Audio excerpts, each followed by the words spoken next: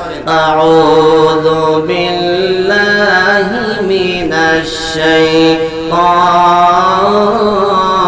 الرجيم بسم الله الرحمن الرحيم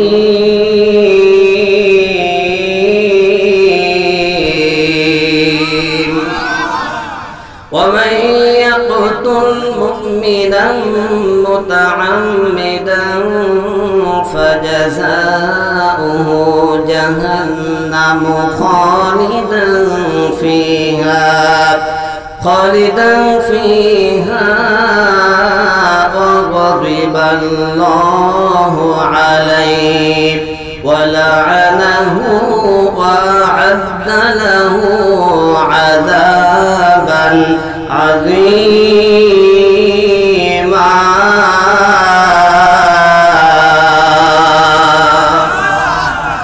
সূরা নিসা 93 নং আয়াতে কারিমা আল্লাহ পাক রব্বুল আলামিন জানিয়েছে ওমাইয়াতুল মুমিনা মুতাআম্মিদান যারা জেনে বুঝে নিরপরাধ ঈমানদার মানুষগুলোকে হত্যা করে ফাজাযাউহু জাহান্নাম খালিদান ফিহা আমার আল্লাহ পাক রব্বুল আলামিন তাদেরকে ছাড় দেয় না ছেড়েও দেয় না তাদের জন্য জাহান্নামের কঠিন শাস্তি আমার আল্লাহ পাক রব্বুল আলামিন প্রস্তুত করে রেখে দিয়েছে এইজন্য এই আয়াতে কারিমা থেকে আল্লাহ পাক রব্বুল আলামিন যে তথ্য দিচ্ছেন যে মেসেজ পৃথিবীর মানুষগুলোর জন্য দিচ্ছেন কোন মানুষ যদি ঈমানদারদেরকে হত্যা করে ঈমানদারদের উপরে জুলুম করে নির্যাতন করে আমার আল্লাহ পাক রব্বুল আলামিন তাদেরকে ছাড় দেয় না কথা বলেন ঠিক কি না এবার ইতিহাসের কাছে আসেন এই পৃথিবীতে একজন বাদশা ছিল স্বৈরাচার শাসক ছিল কোরআনুল কারীমের ভাষায় তাদের পরিচয় দেয়া হয়েছে আসহাবুল উখদুদ এই আসহাবুল উখদুদ জাতি তৎকালীন সময়ের ঈমানদারদেরকে ধরে ধরে একটা গর্ত খনন করে ওই গর্তের মধ্যে আগুন জ্বালিয়ে দিয়ে ওই গর্তের মধ্যে ঈমানদারদেরকে ফেলে দিয়েছিল এই ঈমানদারদেরকে গর্তের মধ্যে ফেলে দেওয়ার পরে তারা ক্ষান্ত হয় নাই তারা থেমে যায় নাই গর্তের কিনারায় দাঁড়িয়ে পাশে দাঁড়িয়ে দাঁড়িয়ে ঈমানদার বান্দারা কিভাবে আত্মচিৎকার করে কিভাবে আগুনের মধ্যে জ্বলতে যায় কিভাবে কান্নাকাটি করে কিভাবে চিৎকার করে এই চিত্রগুলো তারা ওই গর্তের কিনারার পাশে দাঁড়িয়ে দাঁড়িয়ে স্বচোখে নিজ চোখে দেখতেছিল অর্থাৎ তারা নিজেরা অন্যায় করতেছিল আর নিজেরাই চোখ দিয়ে তাকিয়ে দেখে দেখে তাদের অপরাধগুলোর সাক্ষী তারা নিজেরাই থাকতেছিল এই ঘটনাটা আল্লাহ পাক রব্বুল আলামিন কোরআনুল কারীমের মধ্যে তুলে ধরেছেন ওহুম আলা মা ইয়াফআলুনা বিল মুমিনিনা শুহুদ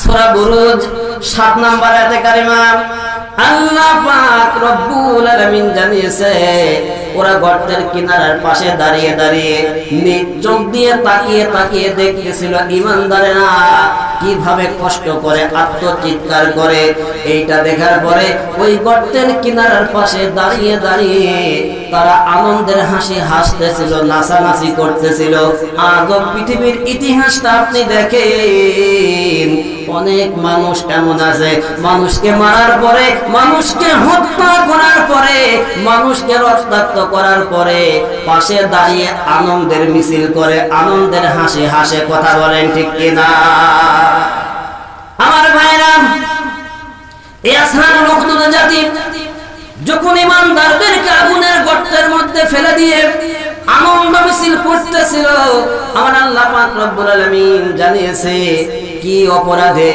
কি কারণে তারা ঈমানদারদের আগুনের মধ্যে ফেলে দিল আল্লাহ পাক জানিয়েছে ওয়ামা নাকামু মিনহুম ইল্লা আইয়ুমিনু বিল্লাহিল আজিজিল হামিদ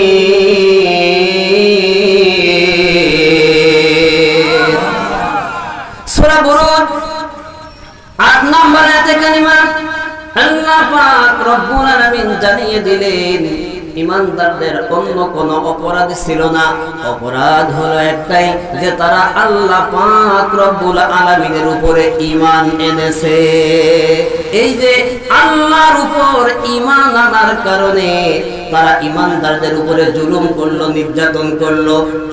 আজ বর্তমান সময়ের সঙ্গে আপনি মিলাইয়া দেখেন, এই 15 বছর ধরে যারা ঈমান এনেছিল, ইমানদার সৎ মানুষ, ভালো মানুষ, তাদের উপর অত্যাচার, নির্যাতন, জুলুম চালানো হয়েছে একটাই কারণে তারা আল্লাহ পাক রব্বুল আলামিনের কাছে মাথা নত করেছিল, আল্লাহর আইন পৃথিবীর জমিনে বাস্তবায়ন করতে চেয়েছিল। কথা বলেন ঠিক কিনা?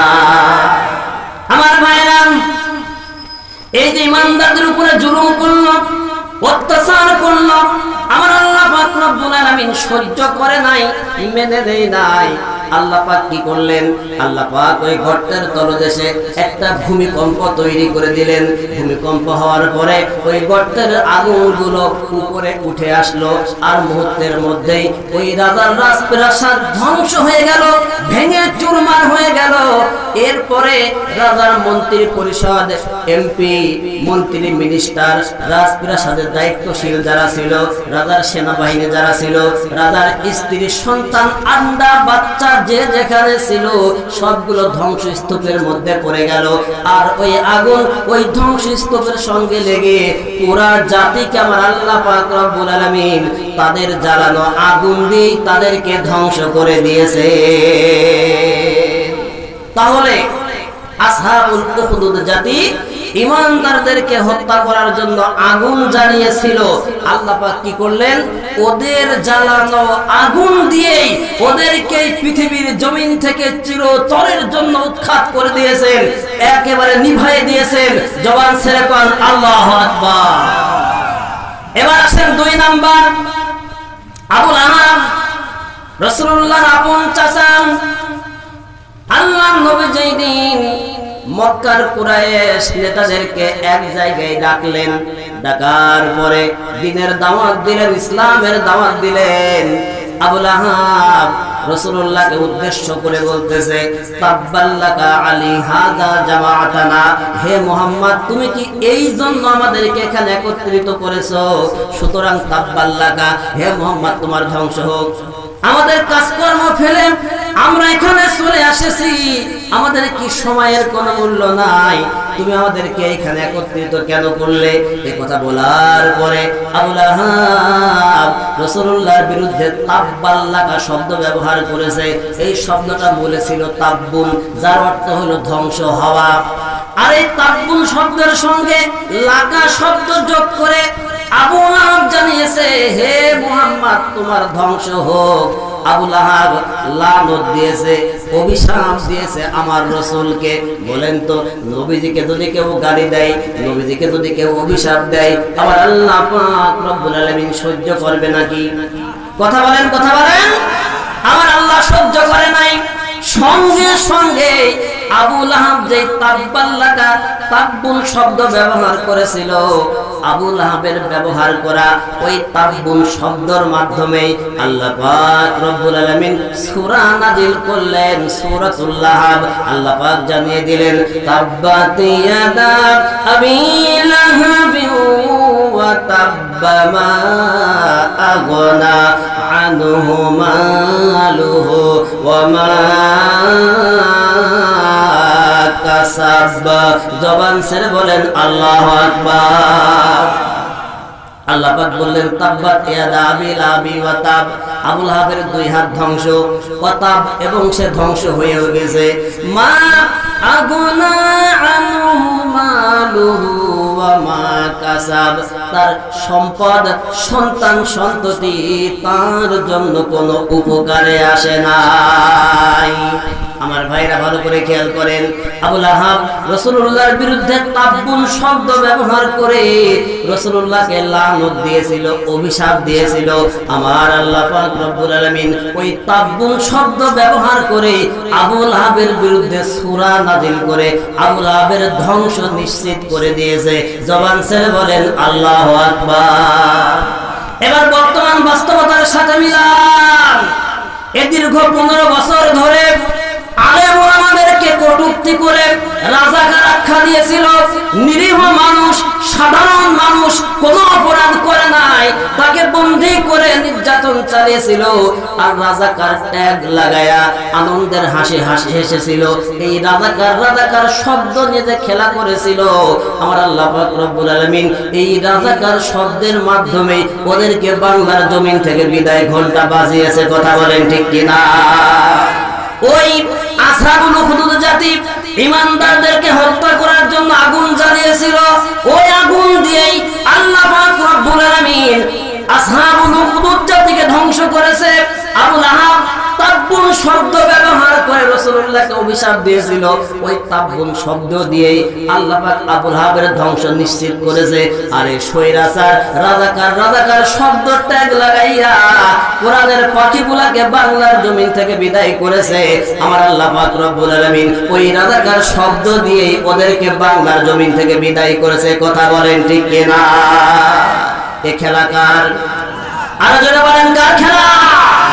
আল্লাহর কোরআন জানিয়েছে ওয়া মাকারু ওয়া মাকারাল্লাহ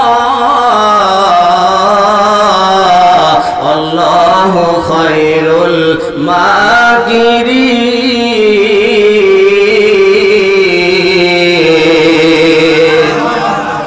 সূরা আলে ইমরান 54 নম্বর আয়াতে কারিমা আল্লাহ পাক রব্বুল আলামিন বিশ্ব নবীকে ডাক দিয়ে বলতেছে, গো নবী, ও রাসূল, ওরা তোমাকে নিয়ে ষড়যন্ত্র করে, তোমাকে নিয়ে পলিসি তৈরি করে, ওরা যা কিছু ষড়যন্ত্র করেছে, কৌশল অবলম্বন করেছে, নবী গো, অমাকারু অমাকারাল্লাহ আল্লাহু খায়রুল মাকিরিন, তার উপরে আমি আল্লাহ পাক রব্বুল আলামিন কৌশল অবলম্বন করেছি। আর আমার কৌশলটাই হলো সর্বশ্রেষ্ঠ কৌশল। জবান ছেড়ে বলেন আল্লাহু আকবার। আল্লাহর কৌশল যেখানে আল্লাহ খাটায়, পৃথিবীর কোন ক্ষমতা আছে যে আল্লাহকে পরাজিত করতে পারে? আরো জোরে বলেন। পৃথিবীর কারোর ক্ষমতা নেই আল্লাহর সঙ্গে পাল্লা দেয়ার। ওরা কায়দা করে, কৌশল করে। আল্লাহ বলে ইন্নাহুম ইয়াকিদুনা কায়দা, ওরা কায়দা করেছে, কৌশল করেছে। ওয়াকিদু কায়দা, তার উপর আমি আল্লাহ আরেক কৌশল করি, আমি আরেক কায়দা করি। আর আমি যখন কায়দা কৌশল করি, ইঁদুর জাগায় খাই, জাগায় বেরে, নড়াচড়া করার সুযোগ পায় না। কথা বলেন ঠিক কিনা? আরো জোরে বলেন ঠিক কিনা? এজন্য আমার ভাইরা, এরা মনে করেছিল পুলিশ, র্যাব, বিজিবি এরা মনে হয় আমাদের খালু হয়। এরা যতকাল আছে আমাদের এই ক্ষমতার মসনদ থেকে কেউ নামাতে পারবে না। কিন্তু বাংলার সোনার যুবকেরা জীবন দিয়ে প্রমাণ করে দেখিয়ে দিয়েছে, এই স্বাধীন সোনার বাংলায় স্বৈরাচারের কোনো ঠাঁই নাই। কথা বলো ঠিক কিনা? ছুটে আয় ছাত্র আন্দোলনের নির্ভীকি সৈনিকেরা, খতম করো স্বৈরাচারের চেলাচা মন্ডাগুলা। ছুটে আয় ছাত্র আন্দোলনের নির্ভীকি সৈনিকেরা, খতম করো স্বৈরাচারের চেলাচা মন্ডাগুলা। স্বাধীনেই সোনার বাংলায় বিপ্লবেরই মশাল জ্বালা, স্বাধীনেই সোনার বাংলায় বিপ্লবেরই মশাল জ্বালা। ছুটে আয় ছাত্র আন্দোলনের নির্ভীকি সৈনিকেরা। জবান ছেড়ে বলেন আল্লাহু আকবার। আমার ভাইরা, সুতরাং আল্লাহ পাক রব্বুল আলামিন যখন ধরে, তখন আর পালানোর মতো কোনো সুযোগ থাকে না, কোনো ক্ষমতা থাকে না। কথা বলেন ঠিক কিনা? এজন্য আমার ভাইরা, এই 15 বছর ধরে তারা মিথ্যা অপরাধ ট্রাইব্যুনাল গঠন করে নিরপরাধ মানুষদেরকে যেমন অত্যাচার করেছে, নির্যাতন করেছে, জুলুম করেছে, নিরপরাধ কোরআনের পাখিগুলাকে ধরে ধরে ফাঁসির মঞ্চে ঝুলিয়ে তাদেরকে হত্যা করেছে, তাদের শাহাদাত পালন করিয়েছে। এ বাংলার জনগণ স্পষ্ট ভাষায় জানিয়ে দিতে চাই, এই স্বাধীন সোনার বাংলায় তাদের স্বাধীনতা ট্রাইব্যুনাল আজ তাদের জন্য রেডি, তাদের স্বাধীনতা বিচারক আজ তাদের জন্য রেডি। তারা যে অপরাধ করেছে, প্রত্যেকটা অপরাধ হিসাব করে করে পাই পাই হিসাব দেওয়া হবে। কথা বলেন কিনা? এক বিন্দু ছাড় হবে না। বাংলার জমিনে মনে করেছিল এটা দাদা বাবুর দেশ, এটা বাবার দেশ, যা মন চাই তাই করবো। দেশের অর্থ সম্পদ গুলো লুটপাট করে, এদেশের টাকাগুলো অন্য দেশে পাচার করে, এদেশের ব্যাংকগুলো খালি করে, এদেশের রিজার্ভ গুলো খালি করে দেশকে একটা ফকির রাষ্ট্র বানানোর পরিকল্পনা করেছিলে। এই বাংলার জনগণ কখনো ভুলে যাবে না, কথা বলো ঠিক কিনা? এই বাংলার জনগণ তাদের যেখানে পাবে ইঁদুরের গর্তে পালালেও ঠ্যাং ধরে টেনে বের করে নিয়ে আসবে, এক বিন্দু ছাড় হবে না, কথা বলো ঠিক কিনা? আমার ভাইরা, এজন্য ইমানদার মানুষের সঙ্গে যদি কোনো মানুষ অত্যাচার করে, জুলুম করে, আমার আল্লাহ পাক তাদেরকে ছাড় দেয় নাই, আজকেও ছাড় দিচ্ছে না, কিয়ামত পর্যন্ত দেবে না। কথাটা মনে আছে নাকি? কথা মনে আছে? মনে আছে? এবার বাস্তবতায় মিলান।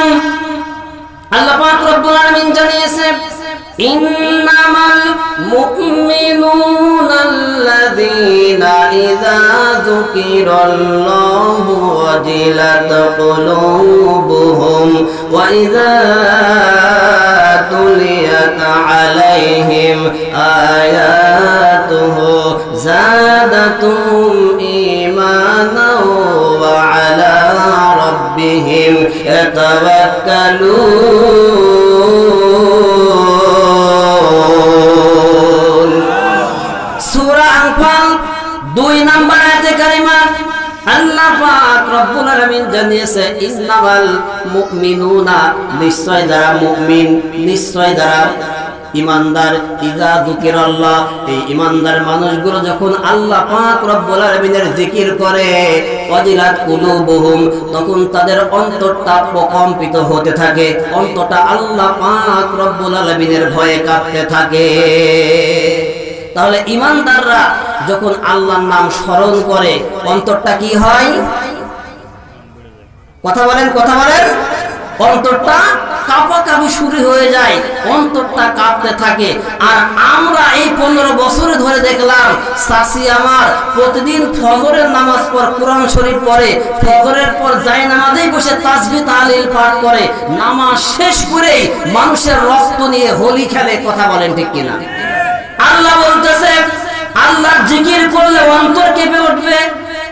আর বাস্তবতায় আমরা দেখলাম আল্লাহর নাম স্মরণ করার পরে আরো ইমানদারদের রক্ত নিয়ে হোলি খেলে। তার মানে বোঝা যায় এগুলা নামাজ পড়ে নাই, বরং যাই নামাজ নিয়ে নিয়ে ফটো শুট করে জাতিকে ধোঁকা দিয়ে বোকা বানিয়েছে। কথা বলেন ঠিক কিনা? আমার ভাইরা, তাহলে ইমানদারদের কোরআন শোনার পরে, আল্লাহর নামে জিকির করার পরে তাদের অন্তরটা প্রকম্পিত হয়, অন্তরটা কাঁপতে থাকে। এক ঘোষণা দিয়েছে কে? আরো জোরে বলেন, আরেকবার সবাই বলেন। এরপরে ওয়াইজা তুলিয়াত আলাইহিম আয়াতুহু যাদাতুহুম ঈমানাও ওয়া আলা রাব্বিহিম ইয়াতাওয়াক্কালুন।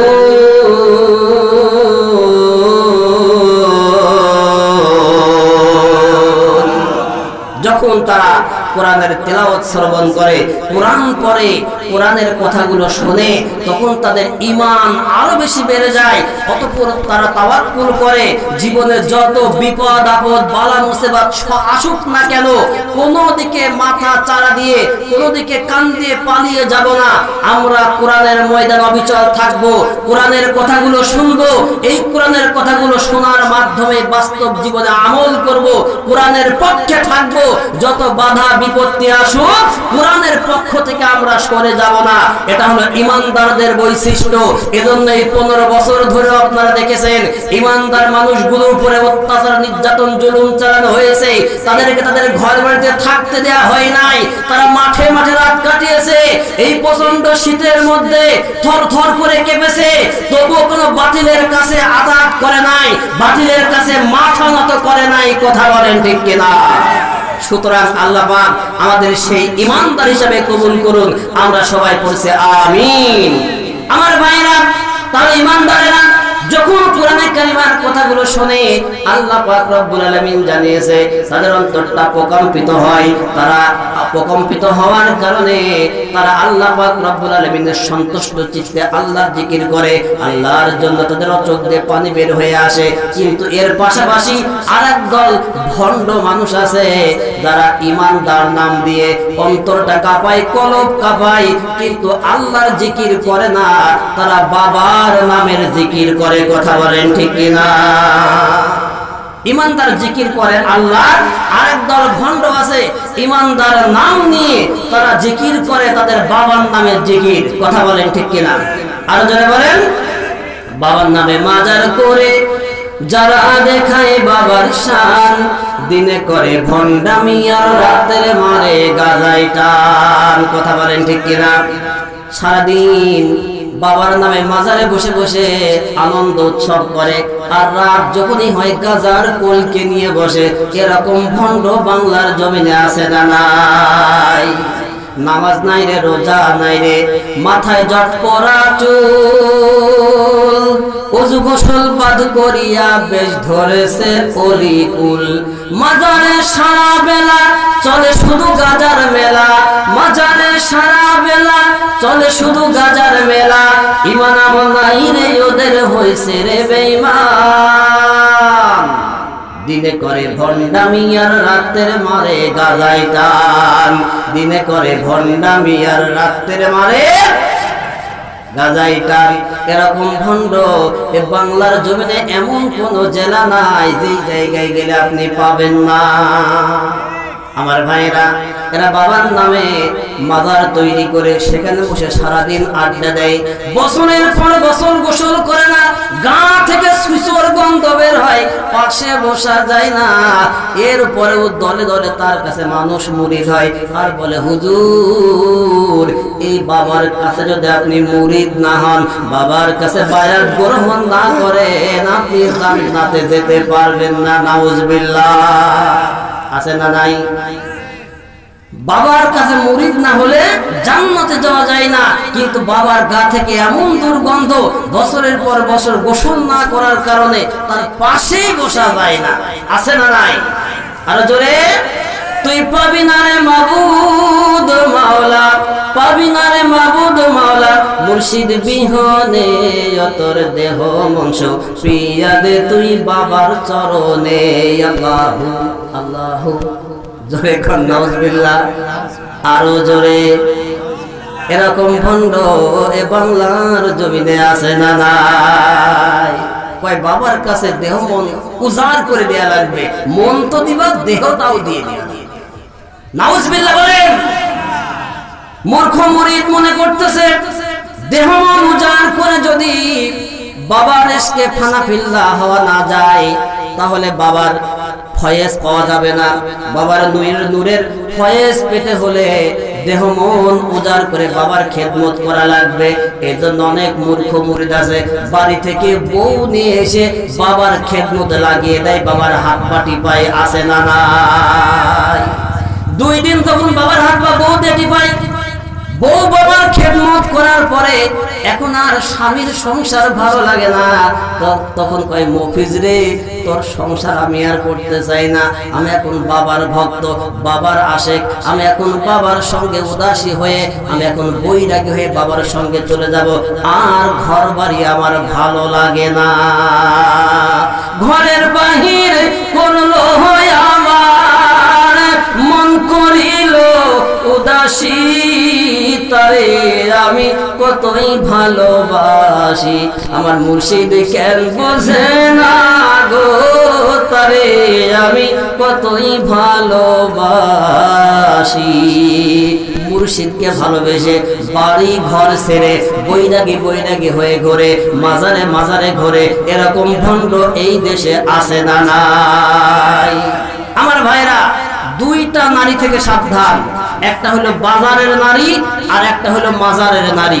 যেই নারী স্বামী সংসার ছেড়ে বাজারে বাজারে ঘোরে, মাজারে মাজারে ঘোরে, এই নারীকে যদি আপনি বিয়ে করেন, কখনো নেককার সন্তানের আশা আপনি করতে পারবেন না। কথা বলেন ঠিক কিনা?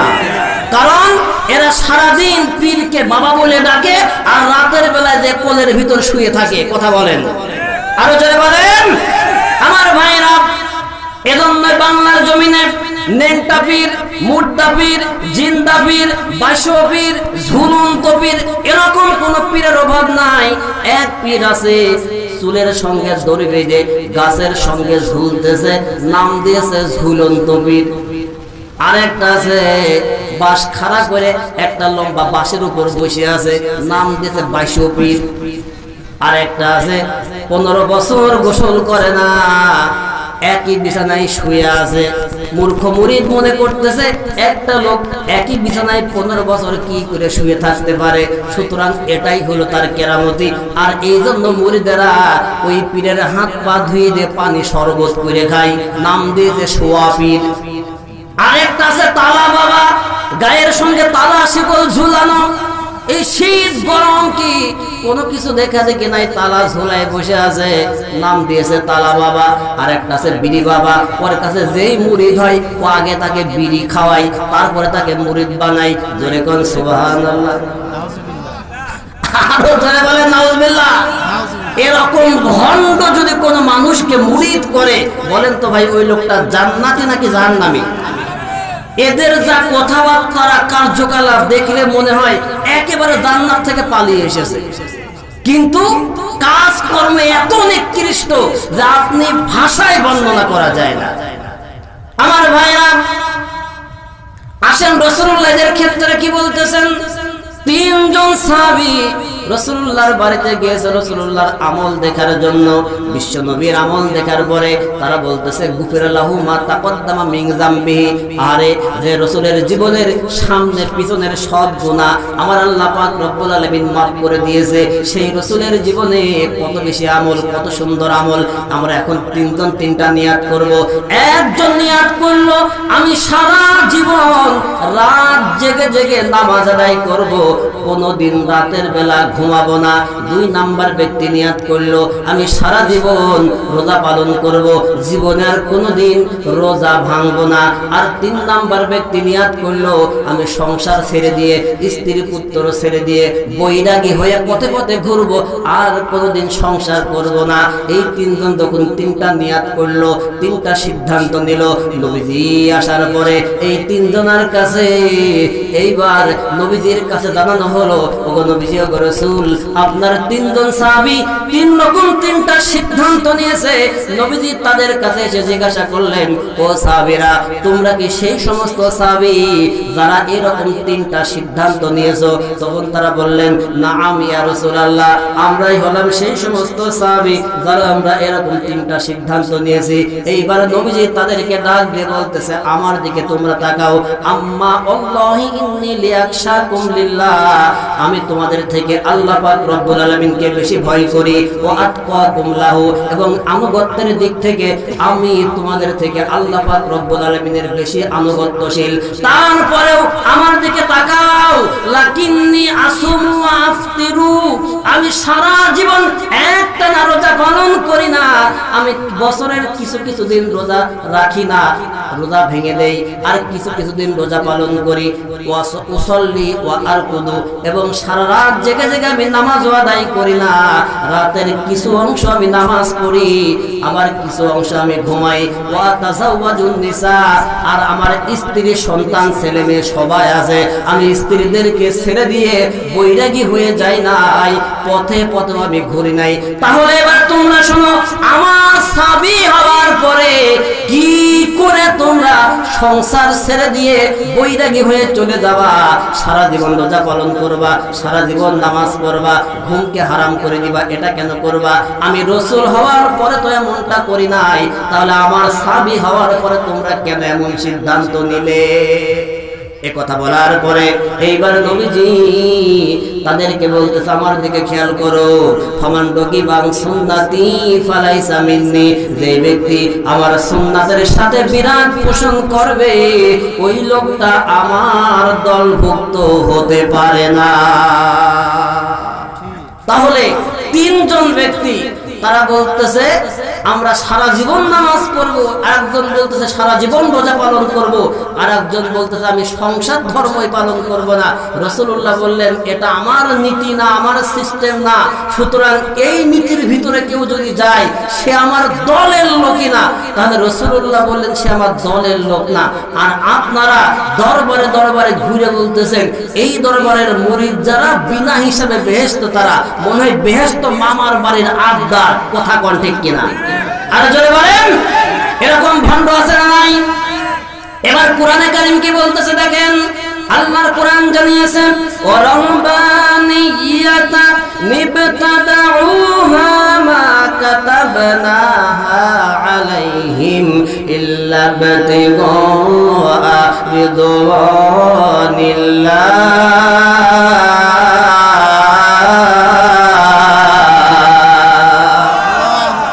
সূরা হাদীদ 27 নম্বর আয়াতে কারিমা আল্লাহ পাক রব্বুল আলামিন জানিয়েছে ওরা যেই পথ বেছে নিয়েছে, যেই পথ অবলম্বন করেছে, আমি আল্লাহ পাক রব্বুল আলামিন এই পথ ওদের জন্য তৈরি করে দেই নাই, ওরা নিজেরাই বাছাই করে নিয়েছে। এরপরে আয়াতে কারিমার শেষ অংশে আল্লাহ পাক রব্বুল আলামিন জানিয়েছে ওয়া কাসীরুম মিনহুম ফাসিকুন।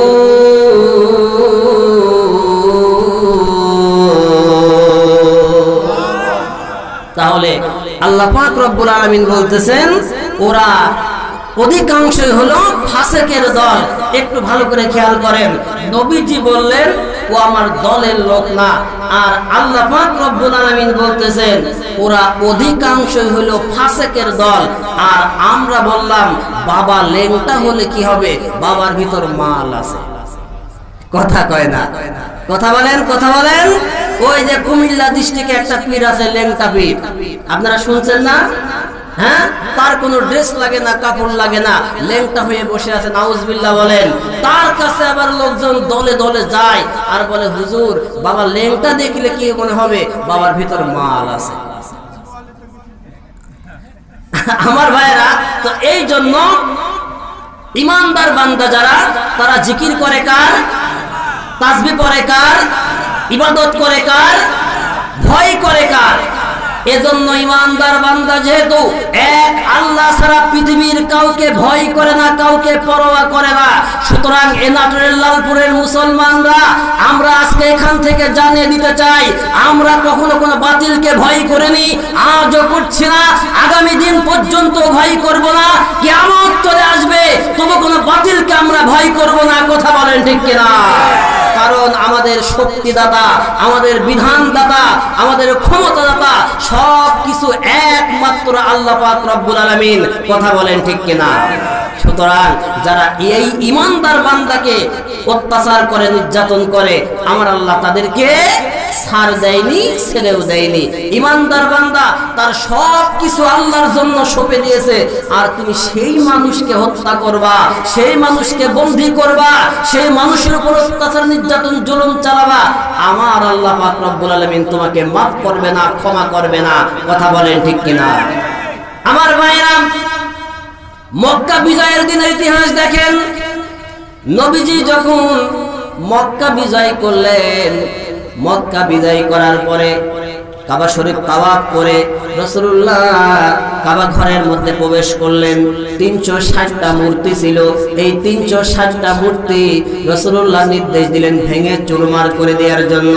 আল্লাহর নবীর নির্দেশে হযরতে আলী রাদিয়াল্লাহু তাআলা আনহু কাবা ঘরের ভিতরে থেকে 360টা মূর্তি একেবারে ভেঙে তছনছ করে দিয়েছে।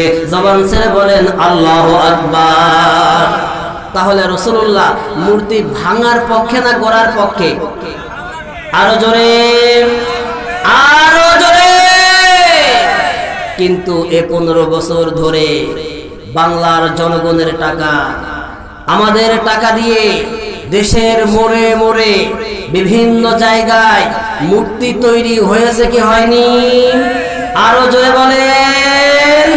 আবার একদল প্রেতাত্মা শয়তানের গোষ্ঠীগুলো এই কাজগুলোকে সাপোর্ট করেছে, ওই মূর্তির পক্ষে আন্দোলন করেছে, মিছিল করেছে। আমরা এই জায়গা থেকে জানিয়ে দিতে চাই, যারা মূর্তির পক্ষে কাজ করবা, যারা মূর্তির পক্ষে স্লোগান দিবা, তোমাদের কোনো জানাজা বাংলার জমিনে হবে না, কোন ইমাম তোমাদের জানাজা পড়াবে না। কথা বলো ঠিক কিনা? মনে করেছিলে বাপের টাকা, মনে হয় কার টাকায় মূর্তি তৈরি করতেছে একবার হিসাব করে দেখো নাই। তুমি ইমানদার দাবি করো কিভাবে? তুমি মুসলিম দাবি করো, আর রাসূল মূর্তি ভাঙার নির্দেশ দিলেন, আর তুমি মরে মরে মূর্তি তৈরি করে মানুষকে বুঝাই দিলে ইসলাম প্রেমী মুসলিম আমরা। কি আশ্চর্য ব্যাপার! আমার ভাইরা, রাসূলুল্লাহ মূর্তি ভাঙলেন, ভাঙার পরে এইবার কাবা ঘর থেকে যখন বের হলো, বের হওয়ার পরে দেখে কাবা ঘরের সামনে মক্কার কুরাইশ নেতাগুলো দম ধরে লাইনবদ্ধভাবে দাঁড়িয়ে আছে। আল্লাহর নবী তাদেরকে ডাক দিয়ে বললেন, ও মক্কার নেতারা, আজকে তোমরা বলো দেখি আমার কাছ থেকে কেমন ব্যবহার তোমরা আশা করো। তখন কাফের নেতারা বলতেছে, কুরাইশ নেতারা বলতেছে, হে মুহাম্মদ, আমরা জানি তুমি সহনশীল একজন মানুষ, তুমি নরম স্বভাবের একজন মানুষ, সুতরাং আমরা আজকে তোমার কাছে ক্ষমা প্রার্থনা চাই, তোমাকে ক্ষমাশীল হিসাবে আমরা দেখতে চাই। আমার নবীজি দয়ার নবী, মায়ার নবী, নবীজি মার খেয়েছে, কখনো প্রতিশোধ গ্রহণ করে নাই, শত্রুকে পায়ের নিচেই পেয়েছে, তাও প্রতিশোধ গ্রহণ করে নাই, মাফ করে দিয়েছে। কথা বলেন ঠিক কিনা? রাসূলুল্লাহ বললেন, ঠিক আছে, তোমাদের সবাইকে সাধারণ ক্ষমা ঘোষণা করে দেয়া হলো। এই যে সাধারণ ক্ষমা ঘোষণা করে দিলেন, এরপরেও রাসূলুল্লাহ তাফসীরের বর্ণনা এসেছে 7 জন ব্যক্তিকে আল্লাহর নবী ক্ষমা করে নাই। জবান ছেড়ে বলেন কয়জন? আরো জোরে, আরেকবার। 7 জন ব্যক্তিকে রাসূলুল্লাহ ক্ষমা করে নাই। তাদের ভিতরে প্রথম নাম্বার যে ছিল, তার নাম হলো আব্দুল্লাহ ইবনে খিতাল। এই আব্দুল্লাহ ইবনে খিতাল প্রথম অবস্থায় মুসলমান ছিল। এই লোকটা মুসলমান হওয়ার পরে সে সবসময় ষড়যন্ত্র করত মুসলমানদেরকে নিয়ে। অবশেষে এক পর্যায়ে একজন মুসলিমকে হত্যা করে তার কাছে যার টাকা পয়সা, স্বর্ণ রৌপ্য মুদ্রা ছিল, সবগুলো নিয়ে মক্কায় পালিয়ে চলে যায়। মক্কায় যাওয়ার পরে তার কয়েকজন দাসী ছিল, এই দাসীগুলো রাসূলুল্লাহর বিরুদ্ধে মাঠে ময়দানে ছেড়ে দিয়েছে বদনাম করানোর জন্য। তার দাসীরা মাঠে মাঠে ময়দানে যে আল্লাহর নবীর নামে বদনাম রচনা করত, কুৎসা রচনা করে বেড়াতো।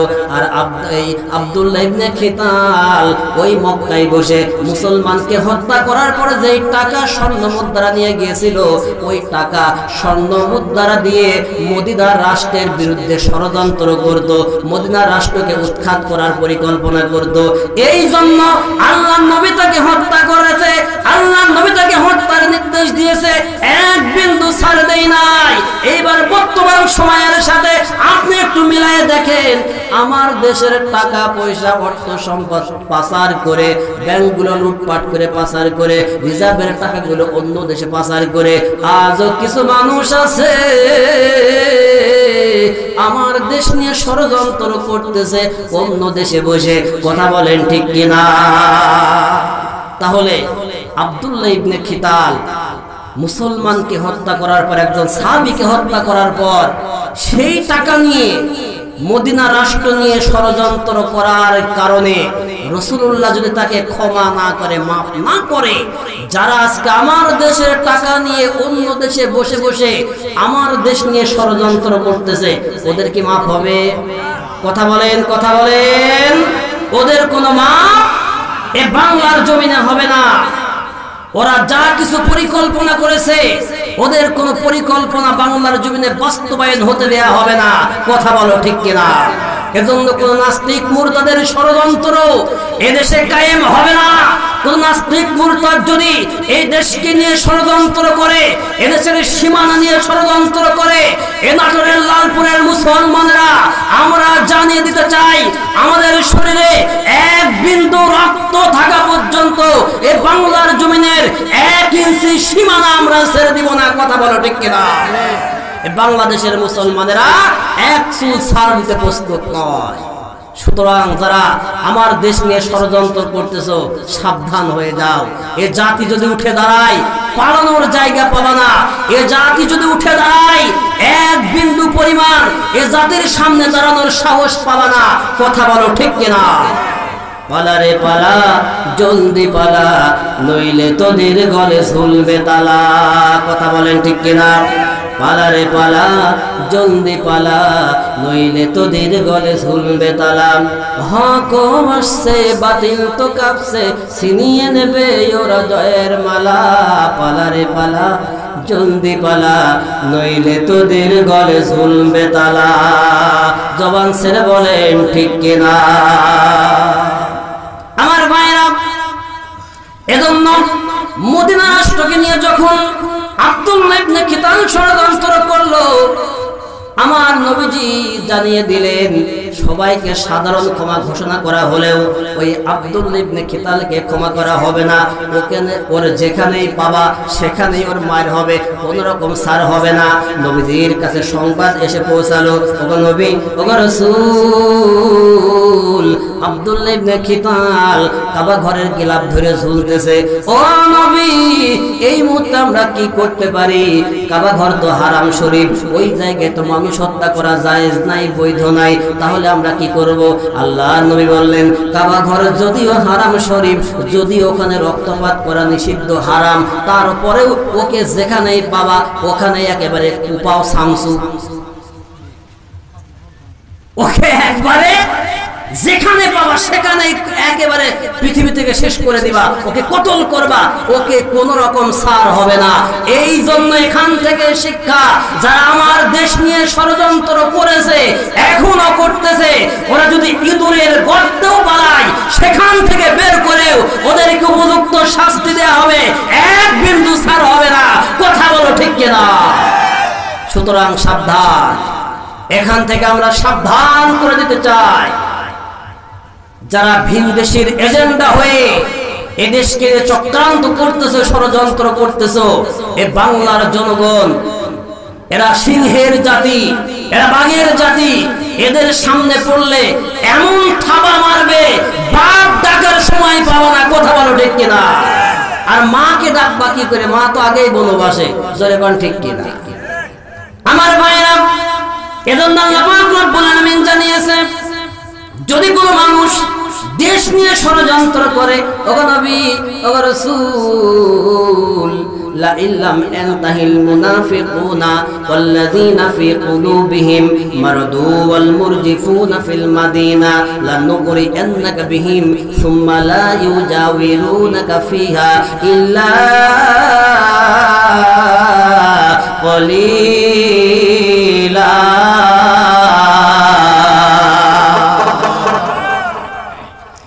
সূরা আহজাব 60 নম্বর আয়াতে কারিমা আল্লাহ পাক জানিয়েছেন, ওগো নবী, ওগো রাসূল, লা ইল্লাম ইয়ানতাহিল মুনাফিকুনা, এই মুনাফিকরা যে ষড়যন্ত্র করে, যদি এই ষড়যন্ত্র থেকে ফিরে না আসে, ওয়াল্লাযিনা ফী কুলুবিহিম, এবং যাদের অন্তরের মধ্যে শয়তানি চিন্তা আছে, এই শয়তানি চিন্তা থেকে ফিরে না আসে, ওয়াল মুরজিফুনা ফিল মাদিনা, এবং মদিনা শহরকে নিয়ে যারা কটূক্তি করে বেড়ায়, গুজব ছড়ায় বেড়ায়, মদিনা রাষ্ট্রকে অস্থিতিশীল করার পরিকল্পনা করে, ওগো নবী, ওগো রাসূল, তারা যদি এই জায়গা থেকে ফিরে না আসে, লানুগরিয়ান্নাকা বিহিম, আমি অবশ্যই আল্লাহ পাক রব্বুল আলামিন তাদের বিরুদ্ধে তোমাকে দাঁড় করায় দেব।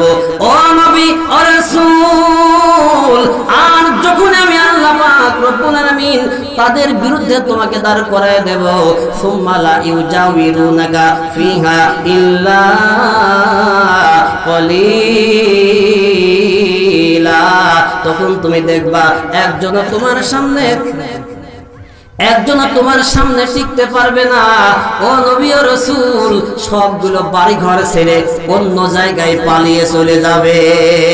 আজকেও পৃথিবীর ইতিহাসের সঙ্গে মিলাইয়া দেখেন, আমার দেশে দেখেন, কেবলমাত্র ছাত্ররা উঠে দাঁড়িয়েছে, তাতেই দিদি দাদার বাড়ি পালিয়েছে। কথা বলেন ঠিক কিনা? আধারে ভয় করো না, আলো আছে আড়ালে, কালো সব পালিয়ে যাবে তুমি উঠে দাঁড়ালে। কালো সব পালিয়ে যাবে তুমি উঠে দাঁড়ালে। সুতরাং যদি আমরা উঠে দাঁড়াই, বাতিল আমাদের সামনে থেকে পালাতে বাধ্য হবে। কথা বলেন ঠিক কিনা? সুতরাং ঈমানদার বান্দা যারা, তাদেরকে কি ভয় করার কোনো দরকার আছে? কোনো ভয় আছে? কোনো ভয় নাই। এই জন্য আল্লাহ পাক রব্বুল আলামিন জানিয়েছেন, মালউনিনা আইনামা সুকিফু উখিযু ওয়া কুতিলু তাকতিলা। সূরা আহজাব 61 নম্বর আয়াতে কারিমা আল্লাহ পাক জানিয়েছে ওদের উপর লানত, অভিশাপ। আইনামা সুকিফু, ওদেরকে যেখানেই পাওয়া যাবে উখিযু, ধরা হবে, ওয়া কুতিলু তাকতিলা, এবং নির্মমভাবে প্রতিশোধ গ্রহণ করা হবে। এক চুল ছাড় দেয়া যাবে না। এ বক্তব্যকার আরো জোরে বলেন, আরো জোরে বলেন। সুতরাং ঈমানদারদের পক্ষে যেহেতু আল্লাহ আছে, আর ঈমানদারদের উপরে কেউ প্রতিশোধ নিতে আসলে স্বয়ং আল্লাহ নিজেই ঈমানদারের পক্ষ নিয়ে লড়াই করে, যুদ্ধ করে, তাহলে কি ঈমানদারের ভয় করার কোনো দরকার আছে? আমরা কি ভয় করি? কোন বাতিলকে আমরা ভয় করি না, কোন মুনাফিক, কোন নাস্তিককে আমরা ভয় করি না। কথা বলেন ঠিক কিনা?